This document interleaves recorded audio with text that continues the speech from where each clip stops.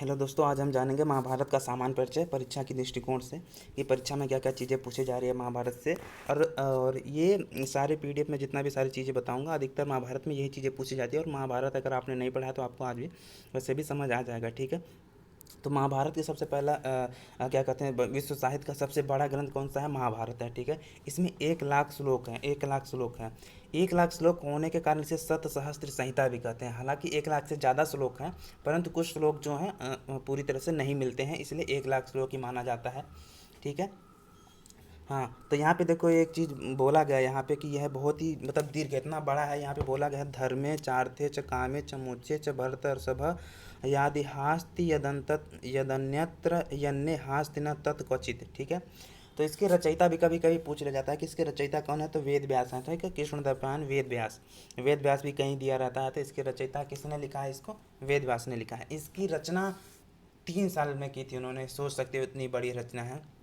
इसकी रचना उन्होंने 3 साल तक लगातार लिखा। संस्कृत में श्लोक जो थे, सोच ही सकते हो कि कितने बृहद तरीके से इसे लिखा गया और इतना बेहतरीन है। और इसमें जो प्रमुख रस है, शांत रस है। आप लोग सोचते होंगे कि भाई इसमें लड़ाई वड़ाई के बारे में नहीं, मेन उसका उद्देश्य था कि धर्म की चीज़ें होनी चाहिए। जो धर्म है, जो हमारा कर्म है, जिसके कर्मण्येवाधिकारस्ते मा फलेषु कदाचन, जो कर्म वाला है, गीता का उपदेश जहाँ पे दिया जाता है, सारी चीज़ें इसमें है।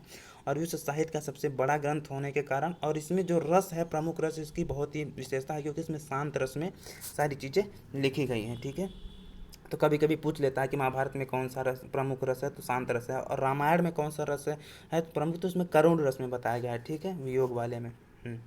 तो इसमें कितने पर्व हैं? 18 पर्व हैं। इसमें कितने पर्व आ जाते हैं? 18 पर्व हैं। कभी कभी पूछा जाता है 18 पर्व में से कोई नाम दे दिया जाता है, ठीक है। परंतु आप इन पर्वों को एक साथ याद करने की कोशिश करेंगे तो बेहतर है। सबसे पहले हम पर्व देख लेते हैं, फिर देखेंगे कि पर्वों में किस किस की घटनाएं वर्णित की गई हैं, ठीक है। देखो, आदि पर्व है, पहला जो है आदि पर्व है। दूसरा है सभा पर्व। तीसरा वन पर्व। चौथा विराट पर्व। पांचवा उद्योग पर्व। छठा भीष्म पर्व। सातवां द्रोण पर्व। आठवां कर्ण पर्व। नौवां शल्य पर्व। 10वां सैप्तिक पर्व। 11वां स्त्री पर्व। 12वां शांति पर्व। 13वां अनुशासन पर्व। 14वां जो है अश्वमेधित पर्व। 5वां जो है आश्रम मासिक पर्व। 16वां मौसल पर्व। 17वां जो है महाप्रस्थानिक पर्व। 18वां जो है वह स्वर्गारोहण है, ठीक है, स्वर्ग की तरफ प्रस्थान करते हैं। तो ठीक है, आपको ये याद होना चाहिए, आदि सभा वन विराट उद्योग भीष्म द्रोण कर्ण शैल्य सैप्तिक स्त्री शांति अनुशासन अश्वमेधित आश्रम मासिक मौसल महाप्रस्थानिक स्वर्गारोहण, ठीक है। ये सीरियल वाइज याद करेंगे तो आपके लिए क्या आसानी होगी कि इसकी जो वर्णन है, घटना है, पूरा 1 लाख श्लोक को आप इसकी जो घटना है बड़े आराम से 18 चीज़ों में याद कर सकते हैं, इसलिए, ठीक है। तो दोस्तों, हम इसके बारे में बात करेंगे, परंतु अगर हमारे चैनल पर नए हैं तो सब्सक्राइब जरूर कर लीजिएगा। वीडियो को डिस्क्रिप्शन में एक लिंक दिया गया है जहाँ पे आप रामायण, और अगर आप जेएनयू उन्नी की तैयारी कर रहे हैं MA UGC का, तो वहाँ जाके आप वीडियो सारी चीज़ें देख सकते हैं हमारे प्लेलिस्ट का, ठीक है। तो आदि पर्व की बात करते हैं। आदि मतलब शुरुआत हो गया, आरंभ, ठीक है। तो इसमें जाहिर सी बात है, आपको पता ही होगा, शकुंतलोपैकन, शकुंतला अभिज्ञान शाकुंतलम जहाँ से लिया गया है वो यही है महाभारत के आदि पर्व से, ठीक है। आदि पर्व शकुंतला अभिज्ञान शाकुंतलम विश्व साहित्य का सबसे प्रसिद्ध नाटक है, जिसका बहुत सारी भाषाओं, अंग्रेजी भाषाओं में भी अनुवाद किया गया है। और इसमें आदि पर्व में किसकी किसकी बात की गई? शकुंतला का उपाख्यान की बात की गई है, और कौरव पांडव का जन्म और विवाह का भी वर्णन किया गया है, ठीक है। सभा पर्व में जारी सी बात, सभा पर्व में शिशुपाल का वध कृष्ण ने किया था। तो यहीं से आप ध्यान रखिएगा कि सभा पर्व में क्या होता है, शिशुपाल का वध होता है। और पांडवों की दिग्विजय यात्रा भी होती है, ठीक है। तो दिग्विजय यात्रा, जरासंध का भी वध इसी में किया जाता है, शिशुपाल वध है। और जुए में युधिष्ठिर क्या करते हैं, सारी चीज़ें अपनी हार जाते हैं, ठीक है। अब वो आती है वन पर। वन पर से आप समझ ही गए होंगे कि वहाँ पे उन्हें जो 13 वर्ष का वनवास दिया गया था, 12 वर्ष का वनवास और 1 वर्ष का अज्ञातवास था जिसमें, ठीक है, पूरा 13 वर्ष का था। अगर अज्ञातवास में पहचान लिए जाएंगे तो फिर से 12 वर्ष का वनवास और 1 वर्ष का अज्ञातवास हो जाता था, ठीक है। यही वहाँ पे शर्त रखी गई थी। विराट पर्व, विराट पर्व जो है पांडवों का 1 वर्षीय अज्ञातवास था, जो उन्होंने जो 12 साल का तो वन में बिताना था, एक जो था अज्ञातवास मतलब छुप के रहना था। अगर उसमें पकड़े जाएंगे तो वो जो पकड़े ना जाएं, इसलिए उन्होंने कहाँ पे शरण ली थी? विराट में लिया था। तो इसीलिए इसका नाम है विराट पर्व, ठीक है। जिसमें भीष्म ने किंचक का वध किया था, जो को द्रौपदी जो थी वहाँ पे, स्वतांती नाम था उनका, शायद ध्यान नहीं आ रहा, हाँ, स्वतांती कैसे कुछ नाम था, उनके साथ छेड़खानी करता है, इसलिए उन्हें मार देते हैं। उद्योग पर्व से शुरुआत होती है महाभारत के युद्ध की प्रस्तावना। भीष्म पर्व की से जाहिर सी बात है आपने भीष्म का नाम सुना ही होगा, ठीक है, द्रोण और कर्ण। तो ये जहाँ यहाँ से शुरुआत हो जाती है युद्ध की, ठीक है। तो भीष्म जो पर्व है 6ठा पर्व, भीष्म इसमें सेनापति थे, इन्होंने 10 दिन युद्ध लड़ा था। यहीं से श्रीमद् भागवत गीता की भी शुरुआत होती है। श्रीमद् भागवत गीता के कभी कभी अध्याय पूछ लिया जाता है। तो श्रीमद् भागवत गीता में 18 अध्याय हैं और 700 श्लोक है। श्लोक का अधिकतर पूछा जाता है, अध्याय तो अधिकतर लोगों को पता रहता है। 700 श्लोक याद रखिएगा। भीष्म की बात नहीं बोले, यहाँ श्रीमद् भागवत गीता की बात कर रहा हूँ मैं थोड़ा सा। श्रीमद् भागवत गीता में 18 अध्याय हैं और 700 पर्व है, ठीक है। और भीष्म पर्व में ही भीष्म सर सजा पे हो जाते हैं, तीरों की बाण सजा पे लेट जाते हैं, ठीक है। उसके बाद जब लेट गए तो अब जाहिर सी बात है सेनापति कौन बनेंगे, द्रोण थे। तो द्रोण पर्व चालू हो जाता है। द्रोण और सेनापति कितने दिन थे, 5 दिन युद्ध लड़े थे। और अभिमन्यु, जयद्रथ और घटोत्कच व द्रोणाचार्य का वध यहाँ पे उन्होंने किया था। अश्वत्थामा जो क्या द्रोण के वध से दुखी होकर अश्वत्थामा ने अपना क्या अश्वत्थामा की मृत्यु, उन्होंने सोचा कि उनके अश्वत्थामा की मृत्यु हो गई, उन्होंने क्या किया, अपना धनुष नीचे रख दिया और वहाँ पे उनकी हत्या कर दी जाती है, ठीक है। इसके बाद जब ये हो गए तो कर्ण की बारी आ जाती है कि कर्ण पर्व में कर्ण की सेनापति बनते हैं और 2 दिन युद्ध लड़ता है। शल्य और कर्ण के परस्पर निंदक वाग्युद्ध और शल्य कर्ण का सारथी था, ठीक है। सारथी जो शल्य बाद में बनते हैं 1 दिन के लिए सेनापति, 18वें दिन वो कर्ण के क्या थे, सारथी थे, ठीक है। तो अब 9वां पर्व की बात करते हैं। शल्य पर्व में क्या है, शल्य सेनापति थे। महाभारत का अंतिम 18वां दिन था और पांडव क्या हो जाते हैं, विजय हो जाते हैं। सप्तिक पर्व की बात की जाती है दोस्तों। सप्तिक पर्व में जो सोई हुई सेना पे आक्रमण कर देते हैं अश्वत्थामा और कृपाचार्य जो थे, कृतवर्मा। तो पांडवों की जो सोई हुई सेना होती है वहाँ पे द्रौपदी के 5 पुत्रों की क्या हो जाती है, मृत्यु हो जाती है। उसके बाद आता है स्त्री पर्व। स्त्री पर्व में क्या बताया गया, स्त्री पर्व को ध्यान रखिएगा। स्त्री पर्व में कुंती युधिष्ठिर को कर्ण का वृत्तांत सुनाती है कि कर्ण जो था तुम्हारा ज्येष्ठ भ्राता था, इसलिए युधिष्ठिर गुस्से में आके पूरी स्त्री जाति को क्या देते हैं, श्राप दे देते हैं कि आज कोई भी बात गोपनीय नहीं रख पाएंगी स्त्रियाँ, ठीक है। वही होता भी है आजकल।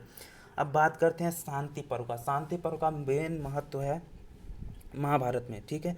शांति पर्व सबसे बड़ा पर्व है, महाभारत का सबसे बड़ा पर्व कभी पूछा जाए तो आप क्या लिखेंगे, शांति पर्व, ठीक है। शांति पर्व में महाभारत का प्राण राजधर्म की बात की जाए, राजधर्म की बात किस पर्व में की गई, तो शांति पर्व में बहुत बार पूछा जाता है, ठीक है। वर्ण धर्म, आश्रम धर्म, आपद धर्म का वर्णन और मोक्ष का प्रतिपादन किसमें किया गया है, शांति पर्व में किया जाता है। अब उसके बाद आता है अनुशासन पर्व। अनुशासन पर्व में भीष्म द्वारा युधिष्ठिर को उपदेश देते हैं, ठीक है, कि कैसे आपको कार्य करना चाहिए, किस तरह से राजा होता है क्या नहीं, ठीक है। फिर वो क्या कहते हैं, इच्छा मृत्यु को प्राप्त कर लेते हैं, ठीक है। उनके इच्छा मृत्यु का वरदान किसको मिला था, भीष्म को मिला था। अनुशासन पर्व ये हो गया कि अनुशासन संबंधित बातें वहाँ पे बता देते हैं। अब जो व्यास होते हैं, अश्वमेधिक यज्ञ में अश्वमेघ यज्ञ करवाते थे उस समय जितने राजा होते थे, ठीक है। परंतु यहाँ पे अश्वमेघ पहले 2 तरीके के अश्वमेघ होते थे। एक होते थे कि सभी राज्यों को अपने अधीन कर लेना, मतलब जबरदस्ती लड़ाई करके कि हम हैं सबसे सम्राट, परंतु ये ऐसा नहीं था, ये शांति का था। ये जो अश्वमेधिक यज्ञ होता है शांति फैलाने के लिए हुआ था कि हम सब मिल के रहते हैं, भारत को एक बनाते हैं, ठीक है। इसमें भी कई सारी दिक्कतें आती हैं, परंतु हम थोड़ा सा सामान्य पर से जान रहे हैं। तो यहाँ पे वेदव्यास युधिष्ठिर को अश्वमेध यज्ञ करवाते हैं, ठीक है। और दर्शन सामग्री का वर्णन यहाँ पे बहुत सारे अच्छे ढंग से किया गया है। अब आता है आश्रमवासी। आश्रमवासी में जो कुंती होते हैं, धृतराष्ट्र होते हैं, गांधारी और विदुर जो हैं, वो सब वानप्रस्थ आश्रम के लिए चले जाते हैं, मतलब वहाँ पे प्रायश्चित करने के लिए सारी चीज़ चले जाते हैं, ठीक है। अब बात करते हैं मौसल पर्व का। मौसल पर्व में क्या होता है कि गांधारी जो क्या कहते हैं, कृष्ण को क्या कहते हैं, श्राप दे देते हैं कि जिस तरह हमारे सारे पुत्र मारे गए उसी तरह से तुम्हारा भी, हमारे वंश का नाश हो जाएगा, ठीक है। तो वही मौसल पर्व में बताया गया कि यदुवंश का मूसल के द्वारा नाश हो जाता है, इसलिए इसे मौसल पर्व नाम दिया गया है। महाप्रस्थानिक पर्व की बात की जाए तो महाप्रस्थानिक पर्व सबसे छोटा है, ठीक है। सबसे बड़ा पर्व है शांति पर्व, महाप्रस्थानिक पर्व क्या है, सबसे छोटा है, ठीक है। बहुत बार पूछा गया है। और इसमें पांडवों की हिमालय यात्रा बताई गई है कि जिसमें पांडव जो होते हैं हिमालय यात्रा पर जाते हैं। युधिष्ठिर के अलावा सभी वहाँ हिमालय पे पतन हो जाते हैं और ख़त्म हो जाते हैं। युधिष्ठिर अकेला स्वर्ग में पहुँच जाते हैं, ठीक है। अब स्वर्गारोहण की बात करते हैं। स्वर्गारोहण जो 18वां पर्व है, स्वर्ग में कृष्ण आदि से मिलते हैं। वहाँ पे जो कृष्ण थे भगवान थे, नर रूप में थे, तो वहाँ पे वही मिलते हैं, उनका स्वागत करते हैं। महाभारत का महामात्य है यहाँ पे, महाभारत का सार, महाभारत की सावित्री यहाँ पे ही क्या होता है, ख़त्म हो जाता है, ठीक है। अब हम बात करते हैं महाभारत पे लिखे ग्रंथ। तो दोस्तों अगर चैनल पर हमारे नए हैं तो सब्सक्राइब जरूर कर लीजिएगा। और जो वीडियो आपको देखनी है डिस्क्रिप्शन में लिंक है, या हमारे चैनल के प्लेलिस्ट में जाके बहुत सारी आप वीडियो देख सकते हैं, ठीक है। तो दोस्तों अब देखते हैं महाभारत पे जो ग्रंथ लिखे गए हैं, छोटे छोटे पर्व को लेकर, छोटी छोटी घटनाओं को लेकर बहुत सारे पर्व लिखे, मतलब सॉरी पर्व नहीं, जो क्या कहते हैं ग्रंथ लिखे गए हैं। ठीक है, छोटे छोटे पर्व को लेकर, मतलब जो पर्व हैं 18 पर्व, या तो किसी ने पर्व पे लिखा है, किसी घटना पर भी लिखा गया है। तो उसी के बारे में हम जानकारी देखते हैं। अब बहुत इंपॉर्टेंट है, ये बहुत इंपॉर्टेंट है, बहुत बार पूछा जाता है। ठीक है, अधिकतर जगह। तो देखो, किराता जूनियम के जो ग्रंथ है, इसको किसने लिखा है? भारवी ने। किराता जूनियम में जब अर्जुन क्या कहते हैं, शिव की तपस्या करते हैं, तो वहाँ पे एक जंगली सुअर आता हुआ, तो वहाँ बाण मारते हैं, तो वहाँ पे क्या कहते हैं, इस जो इंद्र होते हैं वो भगवान का रूप धारण, वो बहलिए का रूप धारण करके आते हैं, वो मांगते हैं कि ये मेरा है। ठीक है, तो वहाँ पे वो बोलते हैं कि नहीं। फिर वो तीर चलाते हैं, तो वो कहते हैं भगवान शिव के अलावा या इंद्र के अलावा या फिर किसी के अलावा कोई तीर नहीं चला सकता, आप स्वयं इंद्र हैं। तो इंद्र को पहचान जाते हैं। फिर इंद्र उन्हें बताते हैं कि आप शंकर भगवान की पूजा कीजिए। ठीक है, फिर वहाँ पे वो क्या कहते हैं, वहाँ पे दिव्यास्त्र मांगते हैं। वही का वर्णन किरातार्जुनीय में किया गया है। तो इसलिए आप अगर आपने घटना पढ़ी होगी अच्छे ढंग से, थोड़ा बहुत देखा होगा, तो आपको ध्यान आ जाएगा। शिशुपाल वध, जाहिर सी बात है शिशुपाल वध, ठीक है, सभा पर्व में किया गया था। तो ये किसने लिखा है? माघ ने लिखा है। भारत मंजरी किसने लिखा है? क्षेमेंद्र ने लिखा हुआ है। नैषधि चरितम किसने लिखा है? श्रीहर्ष ने लिखा हुआ है। नालाभ्युदय वामन भट्टवाण ने लिखा हुआ है। दूत घटोत्कच लिखा किसने लिखा हुआ है? भास ने लिखा हुआ है। दूत वाक्यम किसने लिखा हुआ है? भास ने लिखा हुआ है।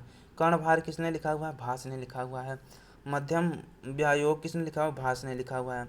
पंचरात्रम किसने लिखा हुआ है? भास ने लिखा हुआ है। उरुभंग किसने लिखा है? भास ने लिखा है। तो भास ने बहुत सारी टीकाएँ लिखी है किस पे? और महाभारत पे। ये सब नाम उसके दिए गए हैं।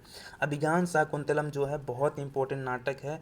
जीवन में आपको अगर कोई नाटक पढ़ना है तो मैं कहूँगा अभिज्ञान शाकुंतलम जरूर पढ़ें। बहुत ही इंटरेस्टेड और बहुत अच्छी कहानी है। ठीक है, आदि पर्व की कहानी इसमें बताई गई है अभिज्ञान शाकुंतला की। इसको किसने लिखा है? महाकवि कालिदास ने लिखा है। ठीक है, वेणी संहारम किसने लिखा है? भट्टनारायण ने लिखा हुआ है। बाल भारतम किसने लिखा हुआ है? राजशेखर ने लिखा हुआ है। नल चंपू किसने लिखा हुआ है? विक्रम भट्ट ने लिखा है। बहुत इंपॉर्टेंट है दोस्तों, आप इसे ध्यान से पढ़िएगा, बहुत बार पूछा जाता है। ठीक है, भारत चंपू किसने लिखा हुआ है? अनंत भट्ट ने लिखा हुआ है। पंचाली स्वयंवर चंपू किसने लिखा हुआ है? नारायण भट्ट ने लिखा हुआ है। ठीक है, जहाँ पे अर्जुन तीर मारते हैं मछली के उसमें। भारत चंपू, ठीक है, भरत चंपू राज चूड़ामणि दीक्षित, भरत चंपू किसने लिखा? राज चूड़ामणि दीक्षित। द्रौपदी द्रौ द्रौपदी परिणय चंपू किसने लिखा? चक्र कवि ने लिखा हुआ है। ठीक है, तो दोस्तों ये बहुत इंपॉर्टेंट थी जो टीकाएँ थी। अब इसके बारे में हम जान लेते हैं कुछ क्या कहते हैं, सुक्तियाँ जो होती हैं, एक वन लाइनर टू लाइनर जो होते हैं, बहुत बार पूछे जाते हैं, आपको दे दिया जाता है और यही हमें भ्रम करते हैं ये कहाँ कहाँ से इसका। तो ये जितने भी 8-10 हैं यहाँ पे, अगर ये आपको मिल जाए तो आप समझ लेना कहाँ से है, महाभारत से है। और कुछ कुछ जो किसी पर्व से पूछा जाता है तो वो इसमें हम देख लेते हैं। ठीक है, वर्तमान समय में महाभारत में 1923 अध्याय हैं। कितने अध्याय हैं? 1923 अध्याय हैं तथा 96,224 श्लोक के लगभग में आपको मिल जाता है। सही सलामत जो है 96,000 के लगभग में मिल जाते हैं, हालांकि 1 लाख से ज़्यादा श्लोक हैं, इसीलिए इसे सप्त सहस्त्र संहिता भी कहते हैं। अब हम देखते हैं दोस्तों इनके क्या कहते हैं सुक्तियों के बारे में। अधिकतर जो वन लाइनर टू लाइनर जो होता है अधिकतर जगह पूछा जाता है। तो दोस्तों अहिंसा पर्व धर्म बहुत फेमस है, बहुत जगह पूछा जाता है। वो कहाँ से है? वन पर्व से। अहिंसा पर्व धर्म कहाँ से है? वन पर्व से है। या फिर अहिंसा पर्व धर्म किस ग्रंथ से है? तो आप क्या लिखेंगे? महाभारत से। इसी तरह आप देखते रहिएगा, अनुमान लगाते रहिएगा। ठीक है, आनंद संशयम परमो धर्म कहाँ से है? ये भी वन पर्व से है। सर्वधर्मा राजधर्म प्रधान कहाँ से? शांति पर्व से है। राजधर्म देखो मैंने बोला था ना अभी, जब हम क्या कहते हैं ये पर्व पढ़ रहे थे तो उसमें बताता है राजधर्म, किसी भी तरह के धर्म की बात की जाए तो वो शांति पर्व में की गई है। ठीक है, तो सर्वधर्मा राजधर्म प्रधानम कहाँ के है? शांति पर्व से है। पुराण पूर्ण चंद्रेण श्रुति ज्योत्सना प्रकाशिता, ये भी महाभारत से है। आत्मनः प्रतिकूलानि परेश न समाचरेत, ये भी महाभारत से है। बहुद्वारस्य धर्म नेहास्ति विफला क्रिया, ये भी महाभारत से है। बहुद्वारस्य धर्मस्य नेहास्ति विफला क्रिया, ये भी कहाँ से है? महाभारत से है। धर्मे मति भवतु, वह कहाँ से लिया गया है? महाभारत से है। यतो धर्म ततो जय, ये भी महाभारत से है। दानम ही महति क्रिया, ये भी महाभारत से है। धा धारणाद धर्म मिथ्याहु धर्मो धारयते प्रजा, महाभारत से है। मायाचारो मायया वर्तितया सद्वाचार साधुना प्रत्युपेय, ये भी महाभारत से है। नास्ति मास्ति समो गुरु ये भी महाभारत से है। जहाँ पे मिल जाए आप महाभारत लगाइएगा। महाजनो ये नगत स पंथा, ये भी महाभारत से है। सर्व न जानाति सर्वज्ञो नास्ति कश्चन, यह भी महाभारत से है। संस्कृत को आप जितना धीरे पढ़ेंगे उतना आसानी से पढ़ सकते हैं। माता गुरुतरो भूमे, ये भी महाभारत से है। गुरुणा चैव सर्वेषां माता परमेको गुरुः, ये भी कहाँ से है? महाभारत से है।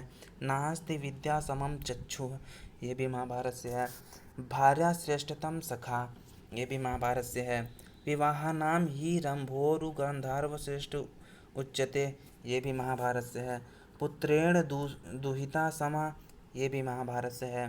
प्रकाश लक्षणा देवा मनुष्याः कर्म लक्षणा, ये भी कहाँ से है? महाभारत से है। तो दोस्तों आज हमने जाना कि महाभारत का सामान्य सा परिचय। ठीक है, आप हमारे चैनल का प्लेलिस्ट ज़रूर चेक कीजिएगा। आपको BA MA BEd से रिलेटेड हर चीज़ आपको मिल जाएगी। और चैनल पे हमारे नए हैं दोस्तों तो सब्सक्राइब जरूर कर लीजिएगा। इसी तरह की आपको अच्छी अच्छी वीडियो मिलती रहेगी। Thank you so much all of you. मिलते हैं नेक्स्ट वीडियो में।